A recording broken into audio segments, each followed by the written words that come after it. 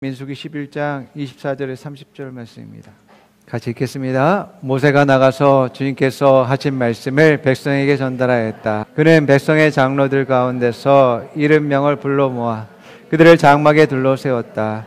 그때 주님께서 구름에 휩싸여 내려오사 모세와 더불어 말씀하시고 모세에게 내린 영을 장로들 이름명에게 내리셨다. 그 영이 그들 위에 내려와 머물자 그들이 예언하였다. 이것은 처음이자 마지막이다. 그들은 다시는 예언하지 않았다. 그런데 두 남자가 지난해 남아 있었다. 하나의 이름은 엘닷이고 다른 하나의 이름은 메닷이었다. 그들은 명단에 올라있던 이들이었지만 장막으로 나아가지 않았다. 그런데 영이 그들 위로 내려와 머물자 그들도 진에서 예언하였다.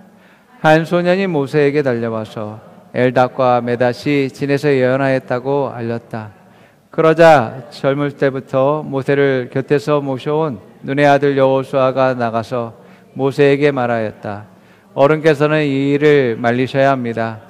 그러자 모세가 그에게 말하였다. 내가 나를 두고 질투하느냐? 나는 오히려 주님께서 주님의 백성 모두에게 그의 영을 주셔서 모두가 예언자가 되었으면 좋겠다. 모세와 이스라엘 장로들은 함께 진으로 들어왔다. 아멘. 우리는 의를 목적으로 협력해야 합니다. 또 생명을 목적으로 협력해야 됩니다. 라는 제목입니다. 우리가 예수 그리스도 안에 있을 때 내가 하고 있는 일들이 과연 누구를 위한 것이고 또 무엇을 위해서 하는 것인가를 한번 생각해 봐야 될 필요가 있습니다. 여러분, 많은 이스라엘 백성들이 신약시대 가운데서 자신들은 하나님을 위해서 일한다라고 했습니다.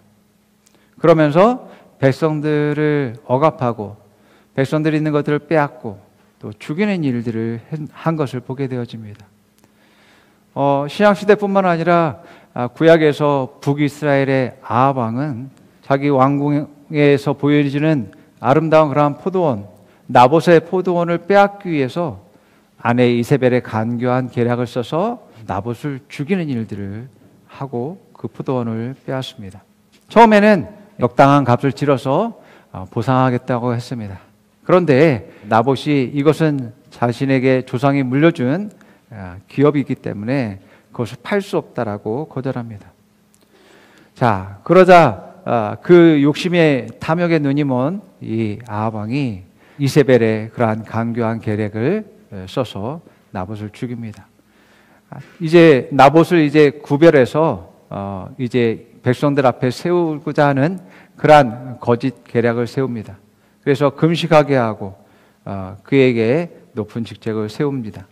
그리고 나서 이제 이 나봇이 하나님을 저주하고 또 왕을 저주했다는 그런 헛된 거짓들을 퍼뜨립니다. 그래서 백성들로 하여금 이 나봇을 돌로 쳐 죽이게 해서 그 포도원을 빼앗게 되어지는 것이죠. 자, 하나님의 이름으로 또 백성의 이름으로 이제 자기의 유익을 취하는 그러한 일들을 하는 것입니다. 오늘 본문에 있는 이 말씀은 반대의 상황이 벌어집니다. 이스라엘 백성들이 모세를 끊임없이 이제 원망하고 불평하면서 대적하고 죽이는 일들을 했습니다. 지금 이 상황도 백성들이 고기를 달라고 울고 떼쓰면서 이제 반항을 하는 것이죠. 이런 상황에서 모세가 자기 스스로 혼자 이 백성을 다스리고 가르치고 재판하는 일들을 할 수 없다고 하나님께 이제 울며 기도한 것입니다. 모세는 이러한 기도와 또 그 하소연에서 하나님이 70명의 장로를 이제 구별해서 장막으로 나오게 하십니다. 그리고 하나님께서 그 70명의 성령을 주죠.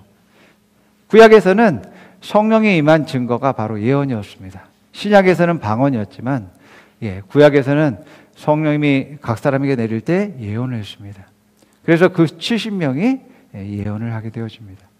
그런데 그 70명 중에 2명이 장막에 나아가지 않고 이제 백성들 중에 있었습니다. 그런데 70명 다른 68명이 이제 예언할 때 이 2명에게도 장막으로 나가지 않았음에도 불구하고 다른 이들이 예언을 받을 때 그들에게도 성령이 임해서 예언을 하게 되는 일들이 일어납니다. 그런데 이것을 본 여호수아가 모세에게 달려가서 이 두 사람이 장막에 나아가지 않고 또 진에서 예언하고 있기 때문에 이제 예언을 하지 말게 해야 된다고, 예언을 그치게 해야 된다고 모세에게 말합니다. 여호수아는 왜냐하면 모세의 몸종으로서 모세를 존경하고 모세를 따른 그러한 사람이었습니다. 자기의 그러한 스승이고 자기의 아버지와 같은 그러한 모세가 가지고 있는 그런 성령 충만함이, 그 능력과 그 권위가 다른 사람이 갖는 것에 대한 시기심과 질투가 있었습니다. 이제 모세가 더욱더 위대한 지도자로서 칭송되어지고 존경받을수록 자기도 옆에서 몸종으로서 높아지기 때문이었습니다. 그래서 다른 사람이 예언하는 것을 못마땅하게 생각합니다. 그런데 모세가 그러한 여호수아의 그러한 태도에 대해서 이렇게 말합니다. 민수기 11장 29절에 보게 되면, 그러자 모세가 그에게 말하였다. 내가 나를 두고 질투하느냐? 나는 오히려 주님께서 주님의 백성 모두에게 그의 영을 주셔서 그들 모두가 예언자가 되었으면 좋겠다라고 말합니다. 모세는 이 70명의 장로만이 아니라 이스라엘 백성 모두가 다 성령에 충만하고 성령의 임재로 예언했으면 좋겠다라고 말합니다. 여러분, 예언하면 어떤 일이 발생됩니까? 하나님의 마음을 알고 하나님의 뜻을 알고 또 하나님을 높이는 말들을 하게 되어집니다. 그래서 모세는 이 백성들이 항상 대적하고 배반하고 시기하고 질투하고 다투는 그러한 이들이 다 모두가 성령을 받아서 이제 그들이 변화되어졌으면 좋겠다라고 이제 말하고 있는 것입니다. 모든 백성이 하나님 말씀과 뜻이 무엇인지 분별하고 깨달았으면 좋겠다라고 말하고 있는 것입니다. 그런데 여호수아는 단지 인간적이고 세상적인 그러한 종교적인 기준 안에서 이러한 얘기를 한 것입니다. 하나님의 일이 제약을 당하고 또 거부당하는 일들이 일어나게 되어집니다. 우리는 과연 우리가 하고 있는 일이 누구를 위한 것이고 무엇을 위한 것인지 한번 질문해 봐야지만 됩니다. 과연 하나님을 위한 것인가? 정말 생명을 살리기 위해서 하는 것인가? 또 그들을 성장시키기 위한 것인가를 한번 깨달아야지만 됩니다. 아멘? 예, 그렇지 못한 경우가 많다라는 것입니다.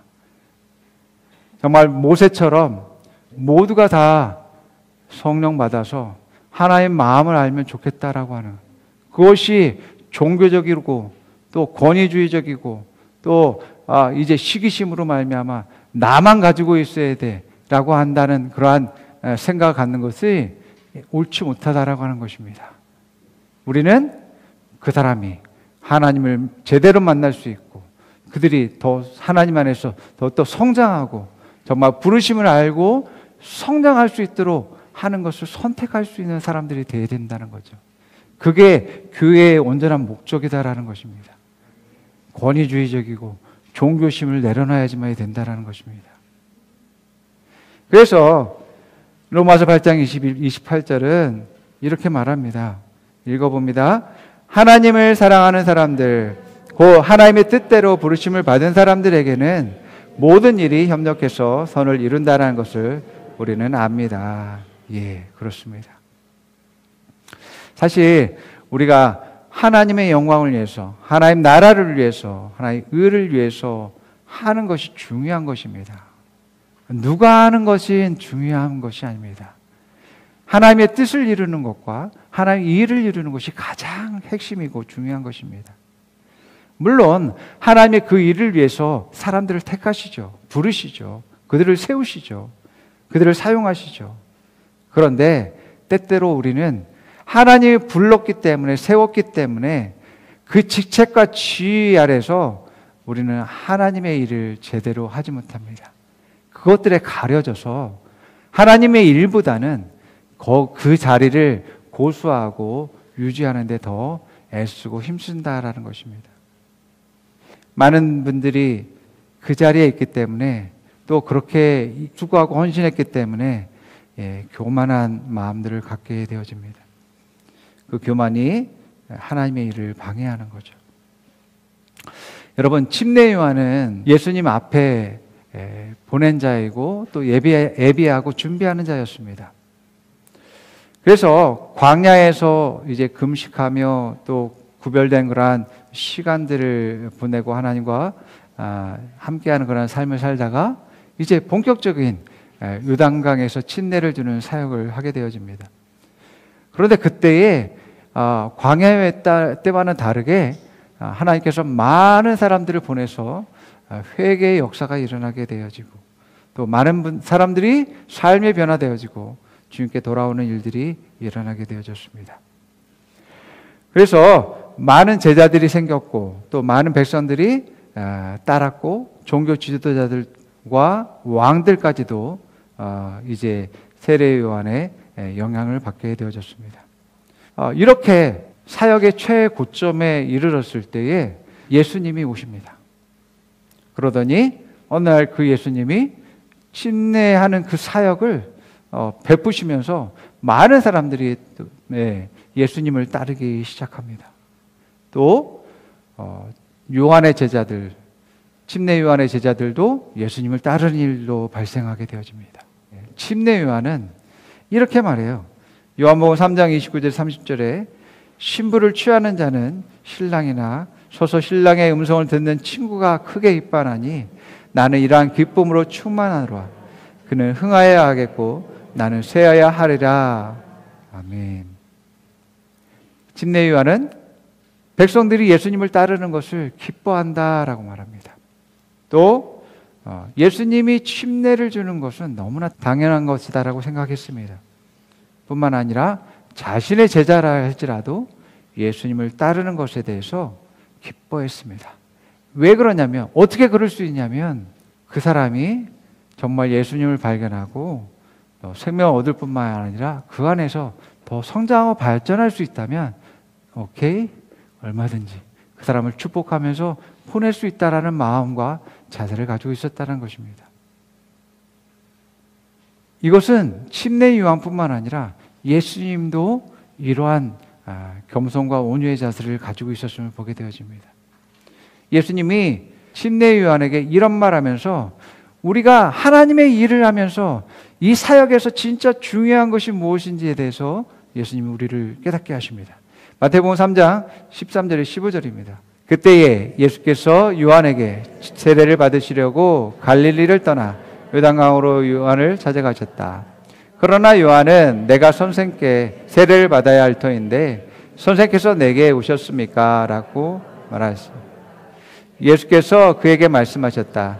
지금은 그렇게 하도록 하십시오. 이렇게 하여 우리가 모든 일을 이루는 것이 옳습니다. 그래서 요한이 허락하였다. 아멘. 자, 이렇게 하여 우리가 모든 의를 이루는 것이 옳습니다. 예, 이 말씀에 여러분 기억을 하시고 귀를 기울이십시오. 내 직책과 내가 어떤 능력을 가지고 있는 것과 나의 사명보다 더 중요한 것은 하나님의 의를 이루는 것이고 하나님이 기뻐하시는 일을 하는 것입니다. 이렇게 해서 우리가 모든 의를 이루는 것이 마땅하다라고 예수님께서 말합니다. 우리가 함께 협력해서 하나님의 일을 이루면 됩니다라고 하는 그러한 태도가 너무나 중요하다는 것입니다. 누가 하면 어떻고 누가 그 일을 하면 어떻습니까? 하나님의 뜻이 이루어지면 되는 것이고 하나님께 영광이 되면 되는 것이고 하나님의 의가 성취가 되면 되는 것입니다. 또한 생명이 살아나면 되는 것입니다. 그러므로 여러분, 우리는 모세처럼 온유함을 가지셔야지만 되고 예수님과 침례 요한처럼 이러한 온유한 자세를 가져야지만 되어집니다. 이러한 온유함을 갖기 위해서는 반드시 그 온유함에는 믿음이 있어야지만 되어집니다. 오늘 말씀에 대한 여러분들의 주님의 가심 그 말씀에 대한 믿음을 가지고 있어야지만 되어지고 그 믿음을 가질 때 여러분들이 그 안에서 소망이 있게 되어집니다. 내 것을 주고 남이 그것들을 차지한다 할지라도 침례 요한의 최전성기 가운데 예수님이 그것을 다 가져간다 할지라도 그 믿음 가운데서 소망을 갖게 되어지는 겁니다. 예수님 안에서 저 사람이 얼마나 더 성장할까?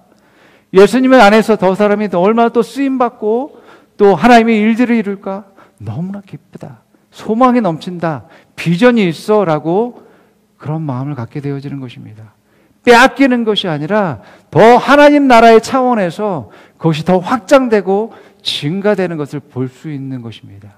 이것이 진짜 하나님의 마음을 가진 사람이고 하나님의 뜻 가운데 하나님의 계획 가운데 통찰력을 가진 사람들의 온전한 지혜와 자세인 것입니다.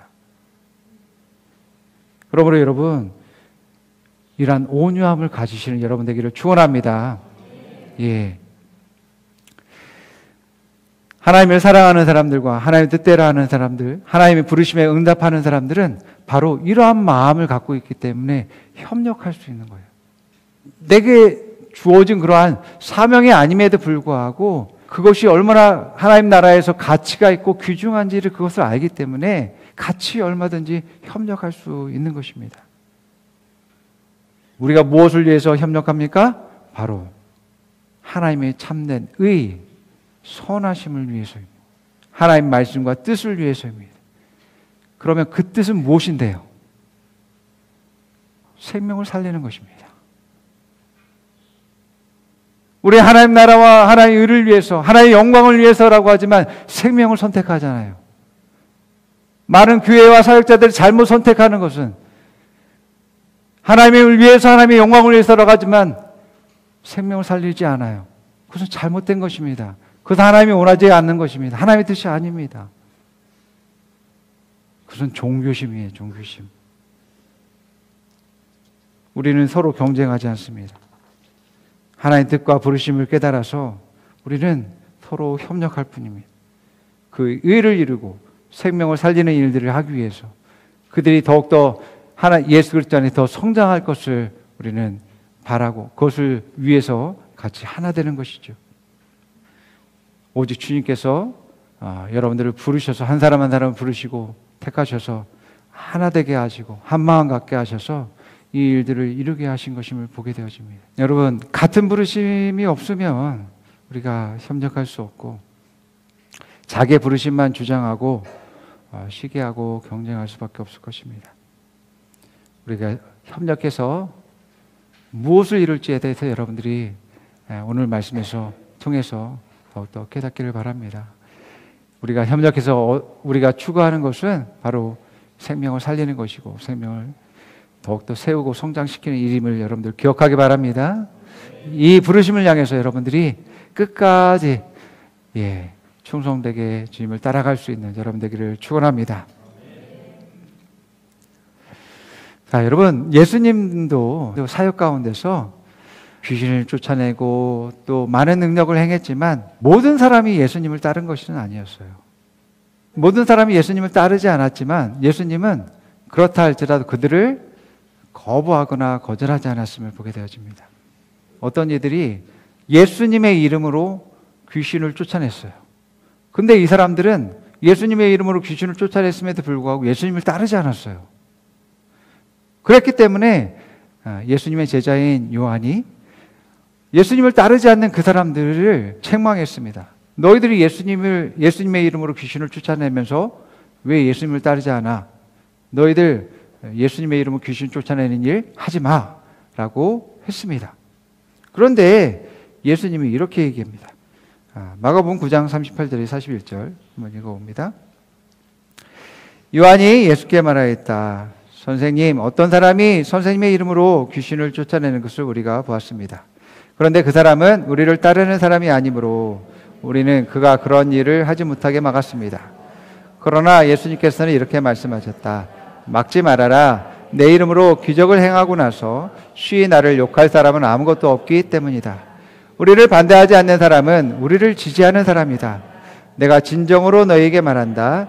너희가 그리스도의 사람이라고 해서 너에게 물 한 잔이라도 주는 사람은 절대로 자기가 받을 상을 잃지 않을 것이다. 아멘. 핵심은 귀신 쫓아내는 능력을 행하는 것도 아닌 핵심은 사람을 살리는 것입니다. 이것이 중요한 이유입니다.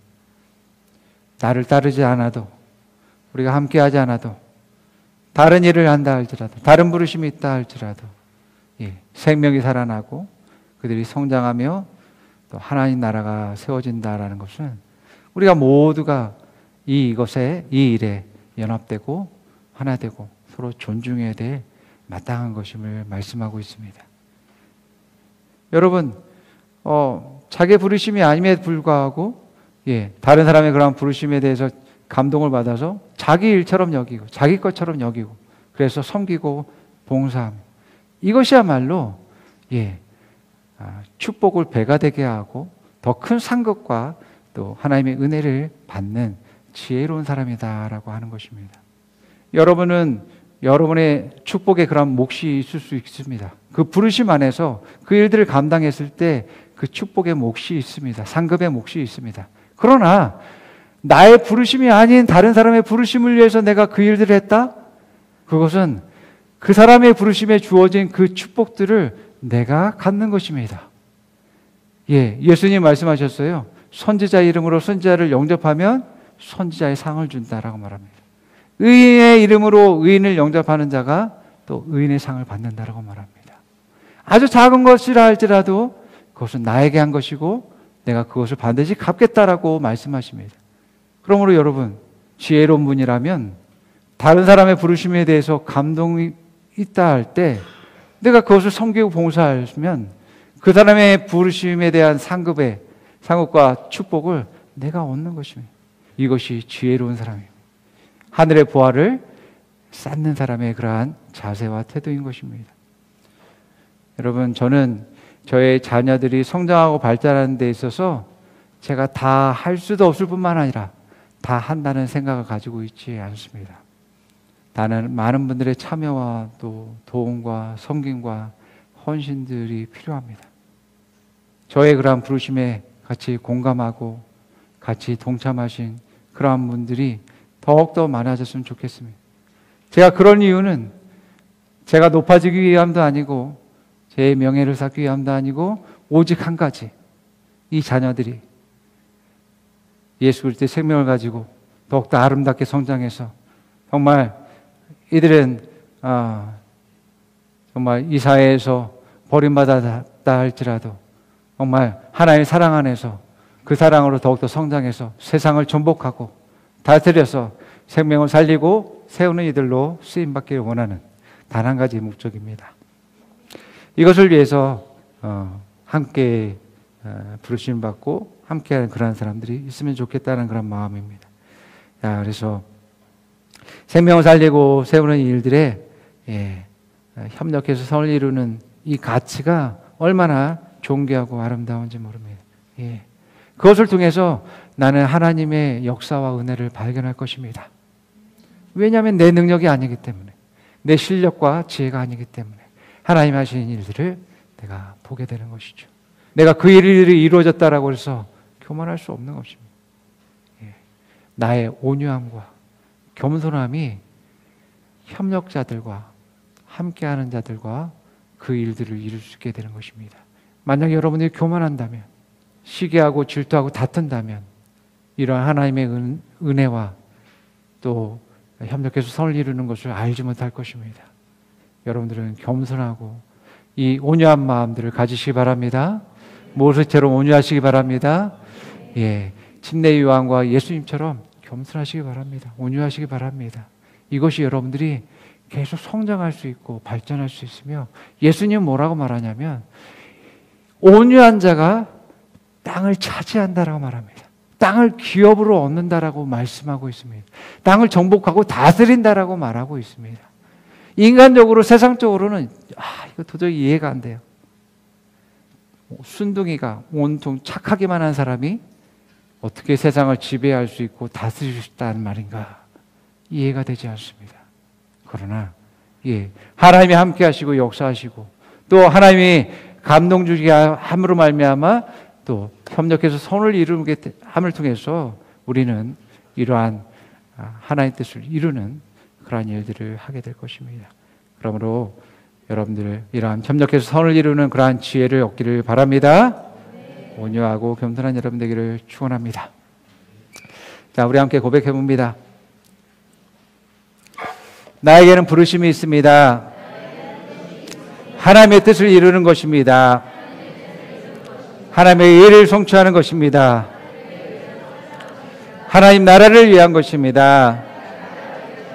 생명을 살리는 것입니다. 생명을 성장시키는 것입니다.